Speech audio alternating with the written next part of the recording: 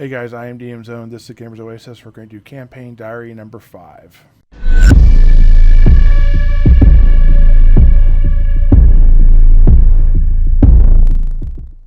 Okay guys, so a lot of things are going on. A lot of the stuff is kind of behind the scenes. But I've been doing a lot of map building. I've been doing a lot of hobby stuff. Been building things like, this is old, but it's a water tower, not for D&D. But been using a lot of hot glue guns, making stuff, terrain, that type of stuff. Been painting some Necromunda stuff. Let me get this little piece here. See if I can do it like this. I don't know how well that would come out. No, focus on that. It's just not one to focus. I'll go post a picture. Anyways, been painting up some Necromunda stuff. Going to be playing in a Necromunda campaign. I got a painting booth over here. Look at my social media stuff for that. I've got stills of that, stills of my Necromunda stuff there. I made out of foam core board this right here. It's a shelving system. These right here.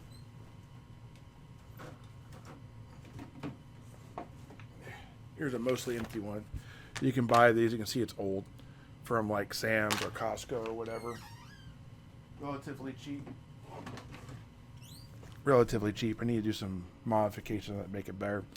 But essentially, I'm going to use it as a makeshift shelving system. I got my little photo booth here for when I do my pictures for like my Necromunda stuff. Trying to upgrade all these things about my D&D side of things. When I be posting stuff, I hope to make it look better. And that was a horribly formed sentence. Obviously, this is not scripted. This is all off the cuff. Let me go ahead and show you what my game has been like. My weekly BX game. All right, so you guys have seen this before. Use Old School Essentials. This is set in BX. So here's my old map. You can tell I don't get the line of sight stuff set up. I don't like that, but whatever. The party came in from here. They went through these doors. There's walls here. I made a mistake on the new map. I need to go back and fix it. They fought 3 zombies and a few skeletons and whatnot. And the goblins. And the goblins were behind this fence. Essentially, it is a like a jail. This is straight off of the east tower. You go down a level, down a ladder, and you end up basically in their jail. And this jail is attached to the catacombs, which I didn't know at that point in time, but they found undead. And to follow the goblins to try and maybe root out that as a problem, they went through this panel. So this is what the old one looks like. Let me show you what the new one looks like. Okay, so this is what the new one looks like here. Let me come here. This is with the line of sight in there. There's supposed to be a door and walls here, but I forgot that when I made the map. I'll go ahead and add that. I got some little adjustments and stuff I need to fix too with how things look. But for the most part, it looks super slick. Again, here is the bars for the keeping people out. There's a little sneak way through here where the goblins used. There's the sewage drainage going down. This is not the final map. When I get this all finalized, I'm going to add grime and dirt and that type of stuff throughout this dungeon, and it's going to even give it a deeper level of yuck and whatnot. Now, the statues I've gone and replaced again. I don't have my door here, unfortunately. It's another thing I gotta do, another fix I gotta make on this. But essentially, this is what they saw. They did not go through this doorway, so they don't actually know what's through there. But when they went through the sewer over here, they ended up in a new place. Okay, and this one here, you can see this was what the free map looks like. There is some value in having numbers across there. I don't like it necessarily on an unknown dungeon. You don't need to know that this is row 13, row 14, row 15, and this is 27th row from the top or bottom, top down. I think that that's good in a certain type of game, but in this type of game, it just lets you know how big the map is and where you are in the map. And I don't necessarily like that myself. So you can see here, this is what they saw. This was, like again, I said, this was the free version, not the system I was making. When they came here, and this week, they ran to the goblins again. There was 4 goblins right through here at these tables, and there was 4 rats, and then there was a goblin that was over here where these red marks are. And they didn't see that with their lighting until they got into here, and then they saw the goblin go from there and decide he did not want to fight, run over to this ladder and start climbing up. Now, Talwiner, the magic user, decided to go ahead and cast Sleep, which affected almost everything here, made this a breeze, a walk in the park. And they ended basically with them chasing this goblin leader out of its lair, essentially. They searched the lair, and then they went after the goblin leader in a future week. They found several things. They found a seal of Rodemus. They found a rug with that was real nice. They found a banner hanging the wall with the Rodemus family seal on it, and that type of stuff. They're carrying this stuff around. They have a prisoner that they kept alive from one of the ones that was asleep. They actually rolled it up inside the rug, and they have him basically there. The next week, they went ahead and took that goblin and all their loot to the party where all the prisoners were, and the other NPCs and former PCs and 2 guards.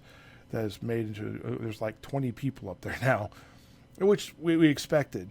So now they're kind of getting their stuff washed over, and then eventually they're going to go back and sell some of this stuff and use this stuff for more in the future.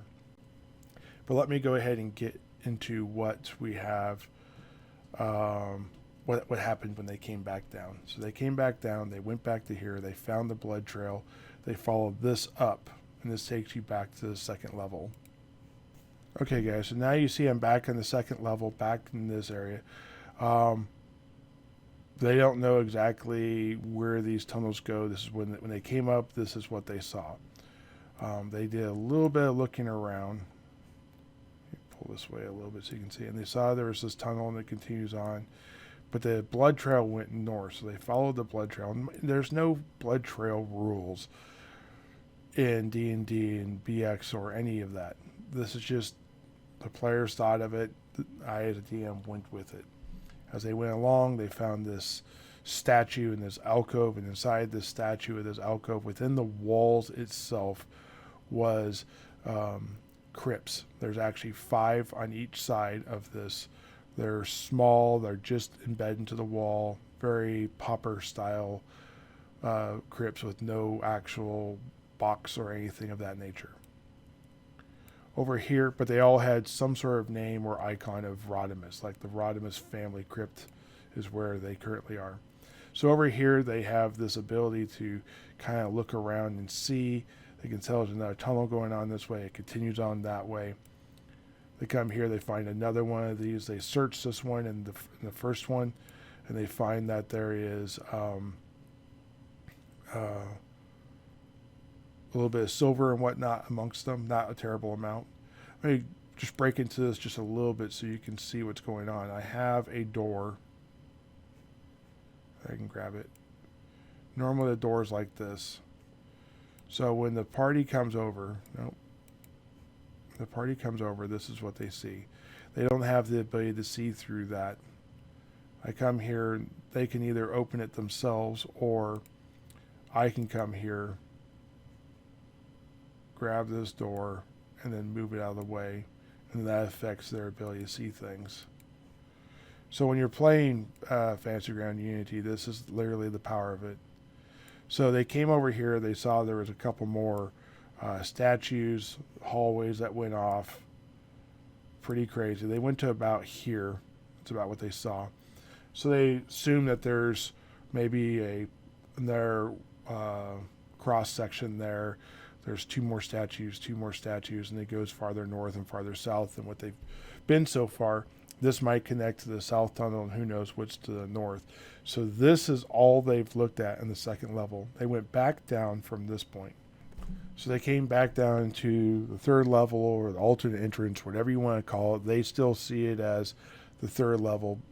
They are starting to learn that maybe this is not the third level. Maybe there is an alternate entrance. They came down here, and it was water. Essentially, it was about 6 inches deep at the deepest, but there's a small amount of water that's right here. Seems to be coming in from somewhere. You're not 100% sure.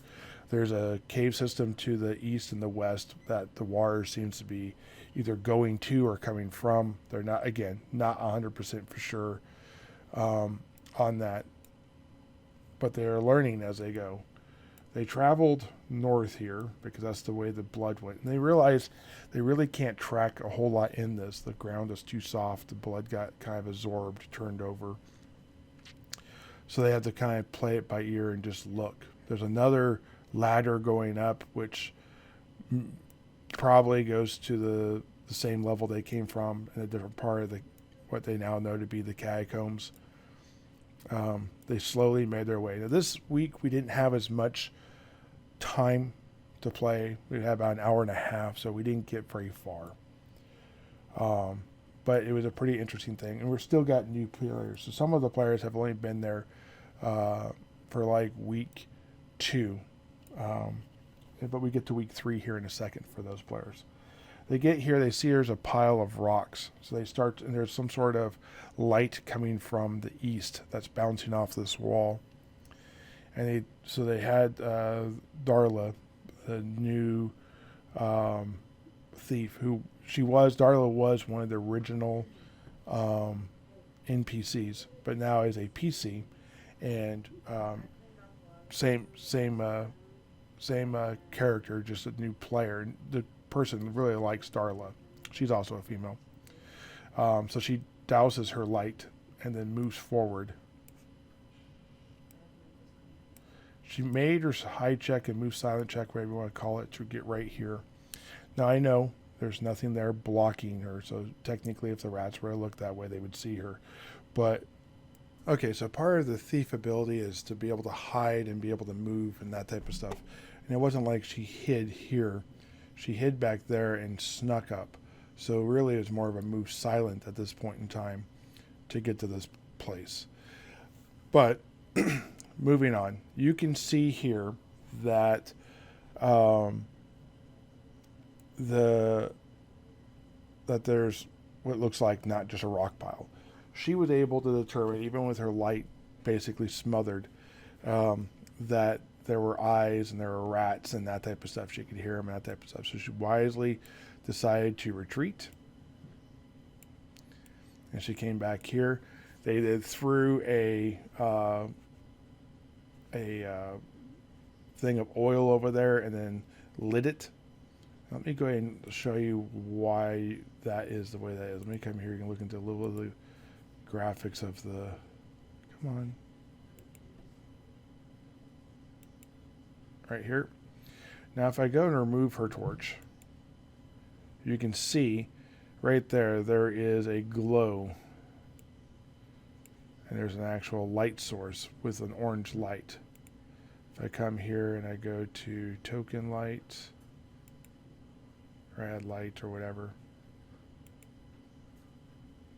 That's not what I want to do.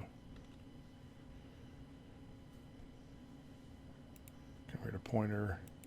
Click on this. You can see that orange light, and that's from the fire that was thrown onto that. So wherever they threw a fire to make the rats run away or to burn up what was there, I went ahead and threw a light on there, and you can see it's flickering, which I think was pretty cool. Let me come back here, give Mr. Wykes here the light. Now, if you're wondering who Wykes is not a player. Wykes is a NPC that travels with Lord Reinhardt. All right. Anyways, while Darla was there, she also heard the sounds of people getting ready over here. And that was the end of the thing. We left on a cliffhanger. And when he came back, Darla made the decision to move back to fight. Of course, these things over here were ready. When they went over here to fight these things, they looked around the corner here with a mirror, and they saw there's a goblin right in front of this bed, ready to attack anyone that came around. There's another one over here. They entered combat. The combat happened basically right here. Actually, this would be the front line. And it ended up being 4 different goblins. And then there was 5 rats. 1 rat ran from there when they threw the fire and the oil. And then 2 giant rats and 2 rat swarms came out from here. So it was a pretty intense fight. Eventually someone noticed that there was this goblin over here, which ended up being the goblin leader. They went to go talk to him, and they found out why he didn't leave. It's a dead end. They ended up brokering peace, essentially, took him as a captive, promised his release for information. They searched the rock piles. There's not a light source here. They didn't burn this one to the ground. Not that you can burn rock to the ground, but, you know, get the general idea. But they did search it. And they found out this was a dead end. So the only way they had left, and you can see there's some bodies over here. We'll get to that in a minute, though. Was through this tunnel here. They ended up finding a emerald worth about 500 gold and some necklaces and that type of stuff. And the goblin, they basically had already gotten all the good loot from the leader when they were inside his lair. They came over here, and essentially right here, this Odell, the cleric Odell, was fighting. He thought he was pretty safe, but as you can see, there is a space between here. And some rats and rat swarm came over and it started to attack him. And there is lighting here, or supposed to be lighting. I don't know if I actually got my... Yep, so I got lighting there, so it's good. And then they ended up having a huge fight here. So let me go ahead and describe this room from like here. So you had Sanav over here, you had Darla over here, and then you had Odell, and you had someone else over here, Henrik over here, and they were doing different range attacks. And then these two, Squiggles and Skags, moved forward. Now, over here wasn't just Y Rodemus and Bardol Rodemus. There was also 2 giant rats that came out of here, plus a rat swarm. And out of these, and from the south here, there was 3 more giant rats and 2 more two more rat swarms. Some of them went over there and fought Odell. They ended up actually knocking Odell to 0, which in BX would kill you. However, Henrik asked the question, can I forgo all my attacks and pray over Odell, asking my God to save him, since we're both clerics of law? Is this something that could happen? There's no rules in the game for it, but I liked the way they were going with it, so I decided to go for it. They ended up saving Odell, which is that character right there. Odell, the other Winters. Here's Henrik. Von Snoodlehammer, and then there's Sanav, and over here there's Bogsworth and the Darlip, and maybe get her to target whatever reason she's not targeting. I don't know. And there's Talwiner. Okay, so they went ahead and searched this area out. They found several things. The party doesn't actually know what they found at this point in time, because I told them I'd break it down and give it to them next week. There was 10 arrows of quality. When they actually go and look into it, those will be arrows of +1. There was potions and that type of stuff, and some more money, other good stuff like that. Over here, where the rats came from the rock pile, they have the opportunity, I guess, if they want to dig through that rock pile and see if they can make their way through it, through this collapse. But after this, they're going to have a lot of decisions. So they go back and explore the second level, the crypt level, and see what they find there. Do they try and find alternate ways through this? They've basically run into dead ends everywhere in this section of tunnels. But there are tunnels that are collapsed. Do they dig through the tunnels that are collapsed to see if they can find their way through to the other side to find out what might be there? Or do they try and go back to the second level and find different ways down, which obviously there are other ways down. Have they found them all yet? They don't know. They know of a secret tunnel, which I won't show you where that is because they themselves have not explored it. They've only been told it, and it's up to the players kind of to remember they were told this. But they were told that the wall south of the two statues in that first room on the east side is has a secret panel, and they were told that basically you have to push a rock in at a certain place, and then that will open the door, and that the person has never been there, but they always met the rats back there. Well, they know the rats are over here now, so what are the rats doing over there if there's no entrance way up to there?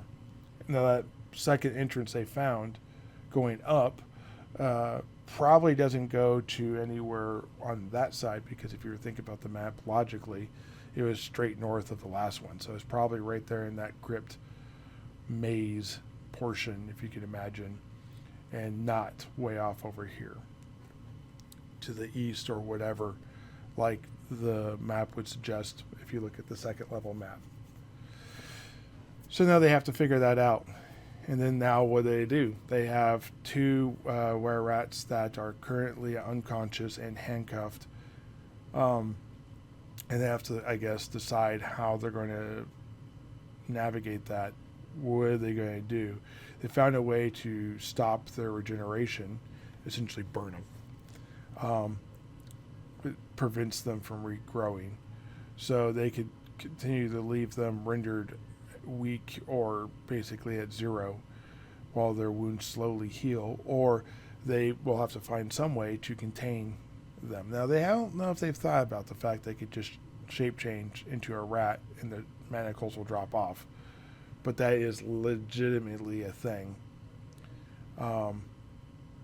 Currently they're unconscious, and the party will decide the direction they're going to go from there. They have more loot here, obviously, to go through, and then they have some decisions to make now based on the information they have, and if Y came from these rocks as it appeared, and then the rats that were with him also poured through these rocks.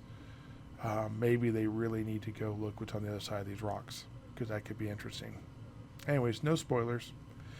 We will see what they do in future episodes of the diaries, so look for Campaign Diary 6, where I'm sure a lot more of this dungeon will be revealed. The party does know that they are over that 50% mark of fighting the known baddies, the were-rats and the goblins, because the goblins are basically annihilated.